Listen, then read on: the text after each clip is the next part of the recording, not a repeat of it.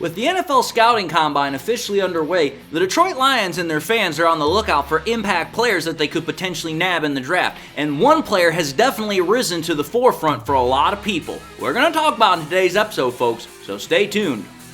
We used to be a team no one respected. We used to be a team no one feared. That was then. This is now. First victory of the year on the line. Goff's got it. Back, looks, throws, end zone. Yes! Caught! You know who we are. 10-5, end zone, touchdown Detroit Lions! And you know where to find us. We won't be far. We'll be on your front porch waiting for you. We are the New Era Lions. And we are driven by Detroit. Hello everyone, and welcome back to yet another episode of MCM Motor City Mania. I'm your host, David T. Pike, and as always, we're getting into it. But before we do so, I just want to again say thank you all to all my loyal fans and subscribers, and also thank you all to those that are tuning into my show for the very first time. To everybody, you guys are absolutely awesome and amazing. Hope that you guys enjoy the content. And with that being said, God bless, let's get into it. So, it is officially that time of the year. The NFL Combine has officially got started. It's officially here, and we already know that for a lot of people, this is a huge time of the year because you are looking at potentially the next set of stars that are coming into the NFL and that will have an impact on the league for, potentially the next 10, 12 plus years. And so when you think about it, all the NFL coaches, the GMs, the front offices, the fans of all these teams, they're getting a first look in some cases for these rookies that are potentially going to become all-stars for the NFL and what are getting ready for the 2024 NFL Draft this year. Now, when we think about that as Lions fans, the Lions, led by GM Brad Holmes and head coach Dan Campbell, we have to understand this. They have become one of, if not the best drafting team duo in the NFL in recent memory. Let's understand something here, just how damn prolific and how just awesome Brad Holmes and Dan Campbell have done when it comes to drafting their players and getting players that have produced quality for them. I remember seeing it somewhere, but I think if I recall correctly, since Brad Holmes and Dan Campbell have taken over as the leadership team for the Detroit Lions, 20% or more, I think it actually might be 21%, but either way, more than 20% of their draft picks in the last 3 years have made Pro Bowls. Think about that.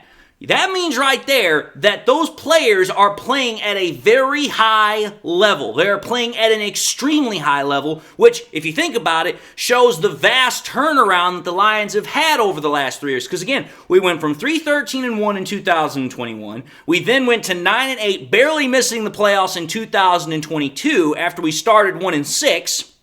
And then this last year, we go to 12-5, win our first playoff game in the last 30 years. We win our first division title in the last 30 years, and we get all the way to the NFC Conference Championship game. That turnaround from 2021 to 2023 is exponential, and that has a huge part to play when we're talking about the draft classes that Brad Holmes and Dan Campbell have brought in. Now, with the 2024 NFL Draft that's inching closer and closer and closer, and now with the Scouting Combine underway, Lions fans are trying to find prospects along with obviously the different NFL front offices and the Lions, and they're trying to find what are the best fits for the team's needs. And obviously fans are going to have a different perspective, they're going to have a different mindset, they're going to have a different set of interests than necessarily what front offices are. But hey, it's fun all the same. So when we think about it, for virtually, I would say almost all Lions fans, the two top positions that are desired above all else to get fixed, to get a remedy, to get some sort of improvement or upgrade to, are cornerback and edge rusher. And let's be fair and honest here. It's no small wonder, it's no small surprise why those positions want to get upgraded for a lot of Lions fans. Because, well, let's think about it. Last year, our pass defense was downright atrocious.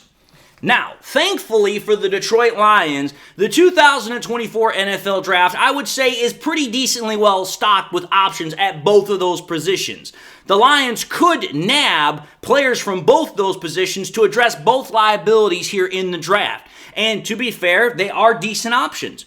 Now, today we're going to address the best possible edge rusher that I think the Lions could get their hands on at pick number 29, which is their first round pick. And that is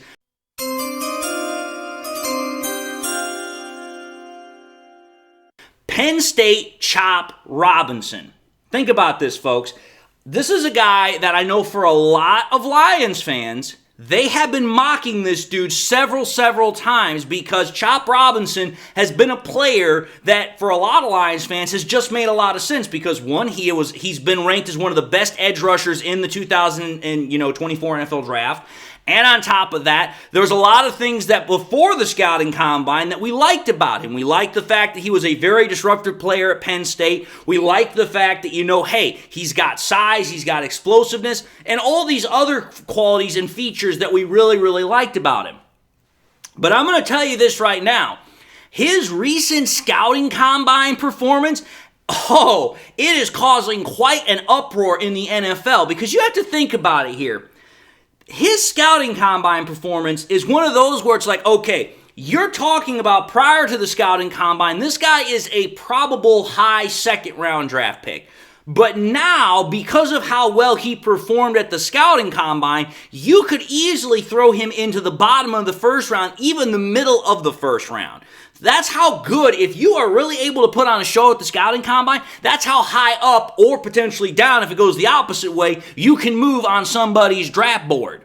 Now, when you think about it, look at the measurements that Chop Robinson put up as one of the edge rushers at the scouting combine. Just for the class he was in, he had the second fastest 40 time out of all edge rushers with a 4.48 second 40 time. That is ridiculously fast. He tied fastest in the 10-yard split at a freaking 1.54 second. He tied second best in edge rushers with a vertical of 10 feet 8 inches. And he had the second fastest 20-yard shuttle with a 4.25 second. The dude put up absolutely ridiculously explosive numbers for an edge rusher. Like I said, his scouting combine performance instantaneously overnight sent his draft stock, his draft value through the damn roof. Now, for some people, that's all well and good. I know for a lot of Lions fans, they're like, hey, if we could potentially get him at, round number 1, pick 29, then at that point it's like, hey, we've got ourselves an option there to where we don't really have to trade up or trade down. Now, here's what I'm saying though. Like I said, he could be there at 29. Again, depending upon how another team might value him, he might actually go higher than that. But what I'm simply trying to say here is this. The Lions have a shot to potentially get Chop Robinson because, again, like I said, he was originally considered an early second-round draft prospect. But now he could potentially be anywhere from a mid-first-round draft pick to a late first-round draft pick because of the scouting combine. Now, I'm going to just say this. If the scouting combine wasn't reason enough to get excited about this young man, the NFL player comparison that people are starting to do with this dude should definitely get people excited. And that's Dallas Cowboys edge rusher linebacker Micah Parsons. Now, I'm going to say this.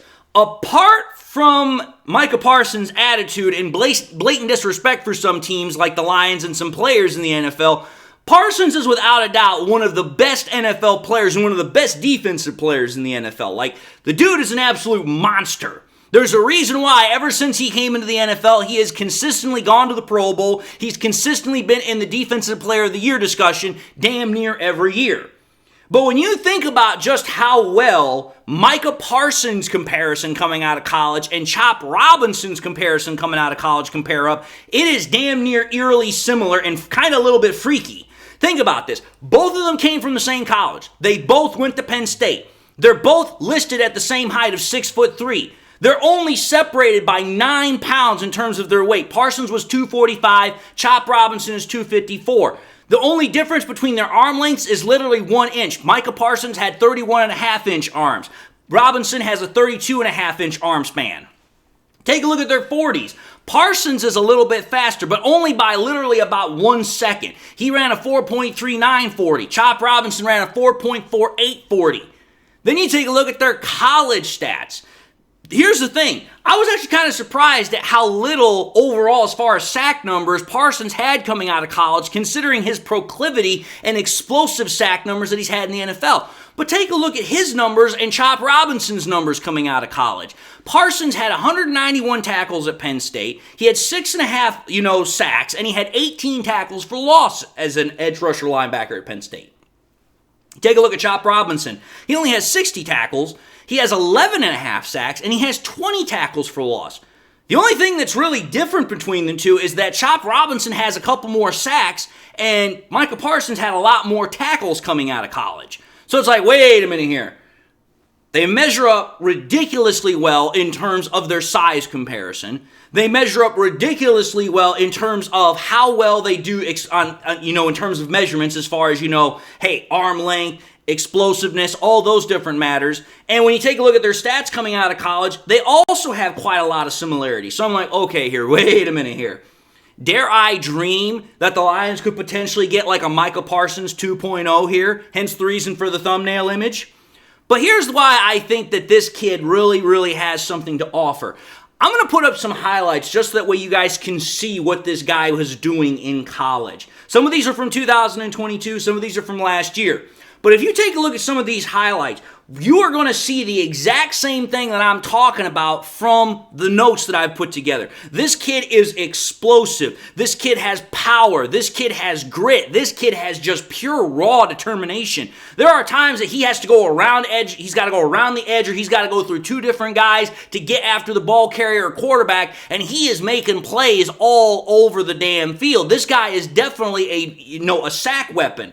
This is a guy that if you were to pair him opposite of freaking, Aiden Hutchinson, it would be an absolute nightmare for not for defenses, for offenses, pardon me. Because you have to think about it. When you think about just the highlights I showed, and then you think about what he could potentially be if he even is, half of what Micah Parsons is. Think about this, folks. I decided to start doing some number crunching here. The Lions would definitely want to get their hands on Chop Robinson because of the talent and just the sheer amount of explosiveness this guy has. Think about it. You put Chop Robinson opposite of Aiden Hutchinson. Think about that. You've now got a tandem of two edge rushers that are going to stress the ever-living hell out of teams' opposing offensive lines and their offensive tackles. Because think about this. Last year, Aiden Hutchinson in the NFL had over 100 pressures on his own, and on top of that, had a double-digit sack season. He had 11.5 sacks, and he had a pass rush win rate of 21.3% according to PFF. That was 8th best in the NFL, by the way. So that just alone makes Hutchinson one of the best top 10 edge rushers in the NFL. And he's only been playing now for 2 years. This was his second season. Now think about this. Chop Robinson in college. I get it. College is different from the NFL. But think about this. Chop Robinson's pass rush win rate in college was very damn close to what freaking Aiden Hutchinson's was in the NFL. Chop Robinson had a pass rush win rate of 20.9%. So think about it. If you had a guy in Aiden Hutchinson and Chop Robinson on opposite edges, and they are stressing the ever-living hell out of a freaking offensive line, making that quarterback have to step up into the pocket, now you're potentially putting more pressure on him because now you got guys like Ali McNeil, you've got guys like Josh Pascal, John Kaminsky that are in the middle that are also going to start pressuring him. Now you've got pressure coming from multiple fronts, and you're now making that offense have to work even harder to protect the quarterback, which, think about it, the more pressure you put on a quarterback, that means there's a much higher assurance that you're probably going to get a bad play from the offense, which is a good play for the defense, whether it's an incomplete pass, whether it's a fumble, whether it's an interception. So think about it. You get that pass rusher, it's going to help in all those different areas potentially. And then if, Brad Holmes goes out and gets a cornerback, which we've heard quite a lot that the Lions are looking to upgrade a cornerback as well, you could potentially, again, I say this with all seriousness, in theory, because, again, as long as Aaron Glenn is the defensive coordinator, I'm going to just keep saying it, in theory, you could potentially see a massive change, a massive shift in how well this defense is going to perform from 2023 to 2024. Sometimes it only takes one or two players to really get something to change. Imagine, you could get Chop Robinson and a really damn good cornerback, and now all of a sudden this defense, which was a great run defense last year, now has an ability to be a good pass defense as well. Now you've got a top 10 defense paired with a top 5 offense potentially. That right there could send the Lions to the Super Bowl if it's done correctly. That's all I'm trying to say there. But my whole point is this. When you take a look at what Chop Robinson has to offer, from his explosiveness, his measures, from the highlight film, from what you could get with pairing him with Aiden Hutchinson, dude, this right here has definitely got my brain thinking about the possibilities, and I guarantee you it's got Brad Holmes and Dan Campbell's brain thinking too. But anyway, folks, I figured I'd just put this episode quickly together, have something to talk about on the weekend, but having putting everything together, I just want to say thank you all for watching another episode of MCM Motor City Mania. If you like what you saw, by all means, I highly encourage y'all to watch the next episode. Also encourage y'all to do one of these 3 things: like, comment, and subscribe. If by chance you subscribed in the past and you forgot to do so at the time, or you just subscribed and now had a chance to do so, again, please subscribe. It helps out my channel, and I'm ever so thankful for every subscription I can get my hands on. But also, after you subscribe, make sure you hit that bell notification icon at the bottom as well, so that way you never miss any more content that I push out. I also encourage y'all please to do this. Share this content with your Lions friends and family members. Share it here on YouTube. Share it on Twitter. Share it on Facebook. Share it anywhere and everywhere you can with everybody and anybody that you can. The more we can share it, the greater the channel grows, the greater the channel spreads. And again, I'm thankful for every share as well for every subscription I can get. And with that being said to everybody, I hope you all enjoyed the content. Hope to have gained new subscribers if I had to today. Hopefully you guys have become a new member of the MCM family. And if not, hopefully I'll get a chance to do so on the next episode I release. But until that time, hope you all enjoyed the show. God bless. And until the next time we meet, I'll see you all in the next episode.